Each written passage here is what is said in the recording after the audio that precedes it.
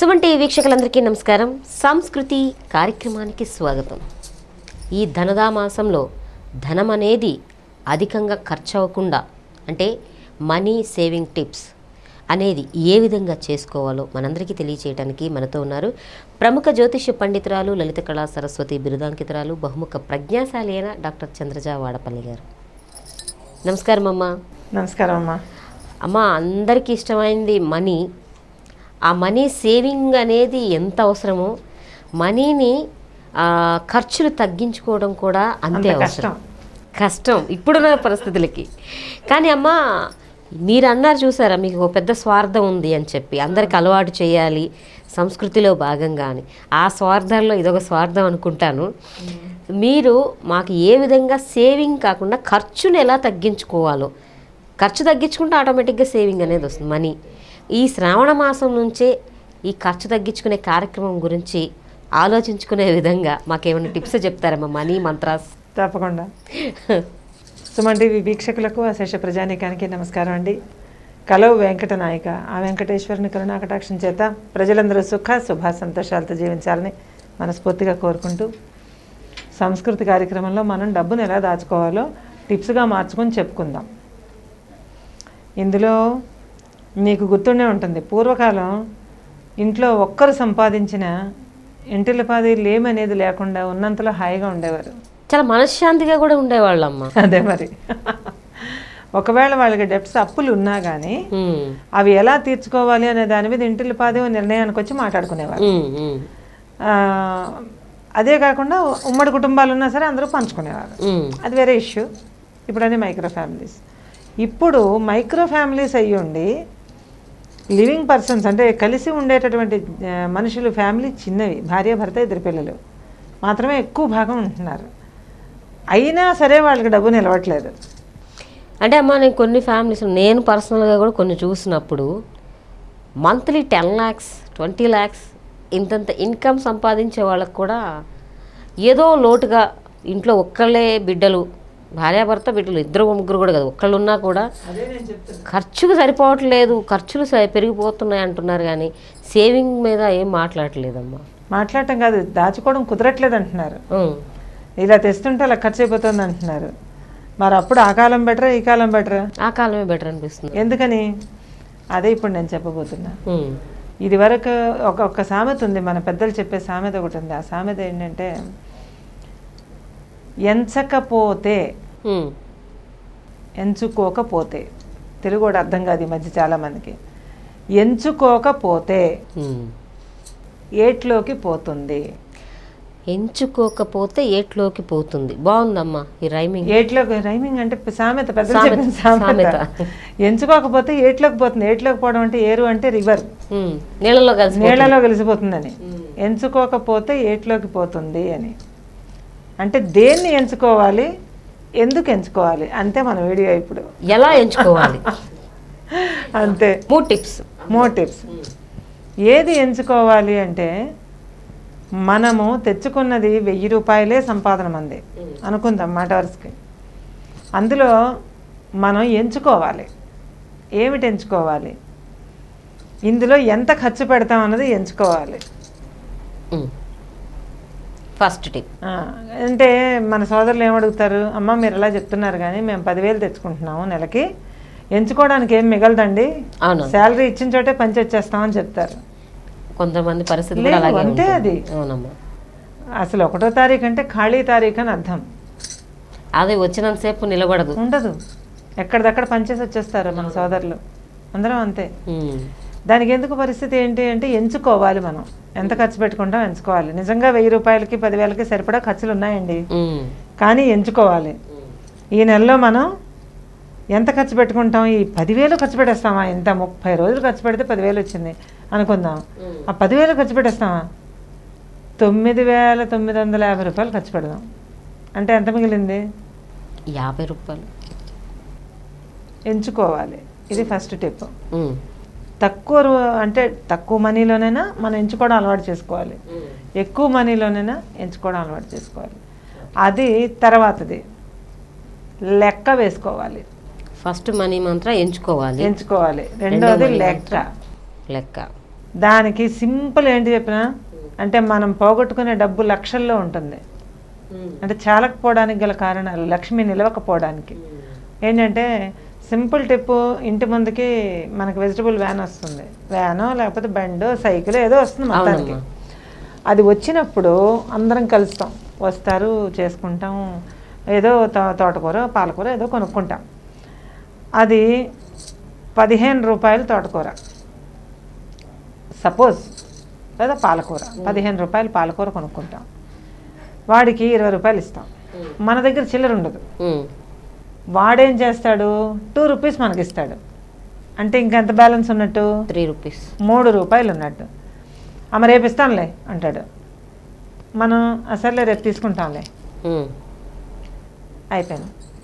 అంటే మనం అక్కడ లెక్క ఎంత తేడా వచ్చింది, 3 రూపీస్ తేడా వచ్చింది. అవునమ్మా. మరుసటి రోజు గుర్తు పెట్టుకుని అదే కూరగాయల వాడి దగ్గర మనం ఆ 3 రూపాయలు తీసుకునే అవకాశం ఉందా? మరుసటి రోజు కాదమ్మా, రోజు వచ్చినా కూడా గట్టిగా అడగలేరు. ఉందా? అవకాశం ఉందా? లేదు. రోజుకు 3 రూపాయలు లేదా 2 రూపాయలు అనుకుందాం, పని మాట వరుసకి 2 రూపాయలు అనుకున్నా 30 దినాలు మనం ఆకుకూరలో తోటకూరలో కాయగూరలో ఏవో తీసుకున్నప్పుడు 30 దినాల్లో 20 రోజులు 2 రూపాయలు ఉండిపోయి అనుకుందాం.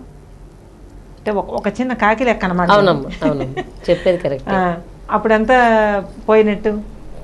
దాదాపు 30 రెళ్ళు, 30 రెళ్ళు, ఒక 60 రూపాయలు ఇందులో పోయింది.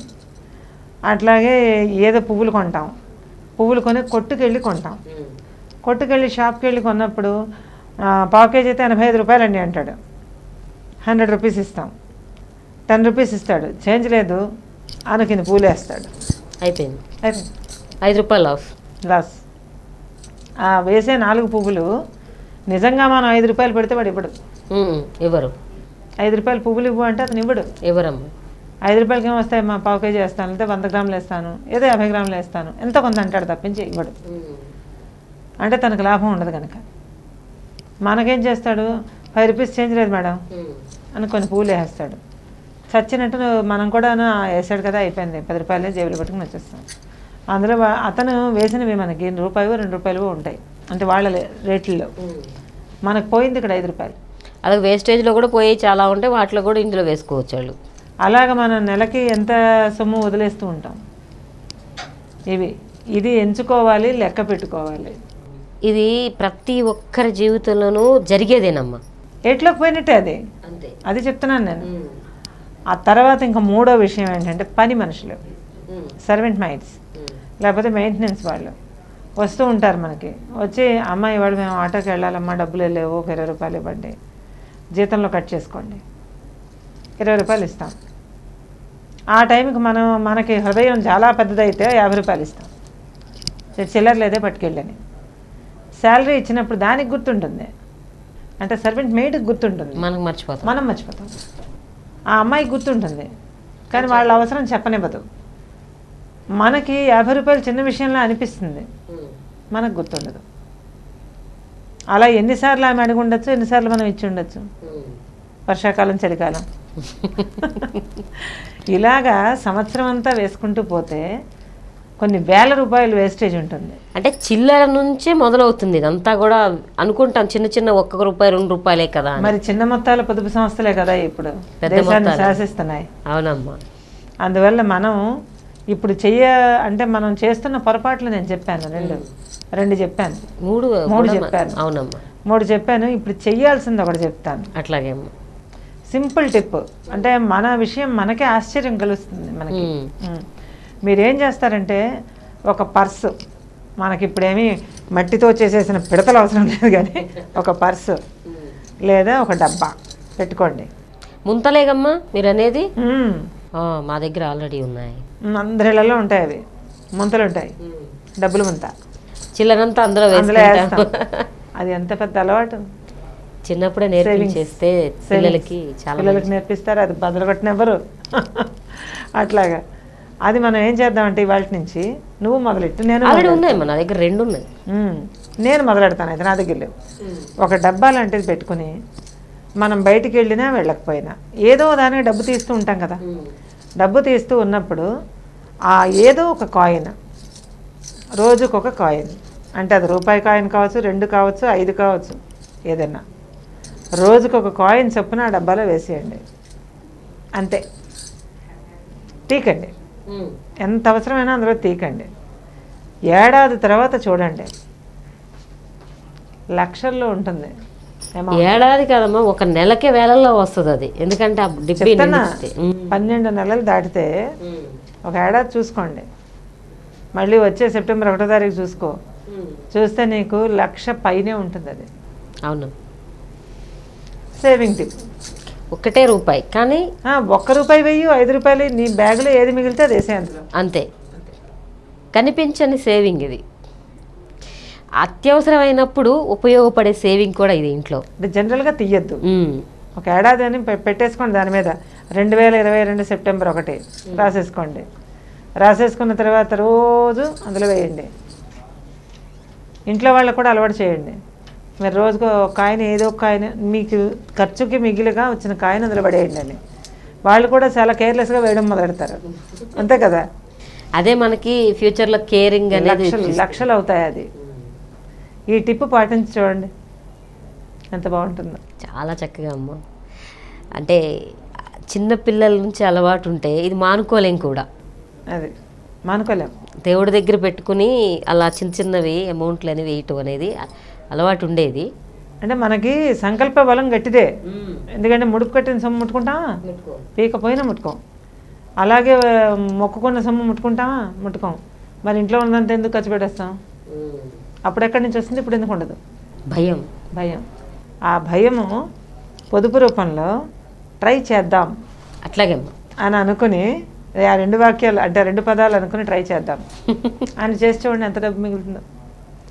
ఇది మన వాళ్ళందరూ పాటించి మనకి రిజల్ట్ చెప్తారని చూద్దాం.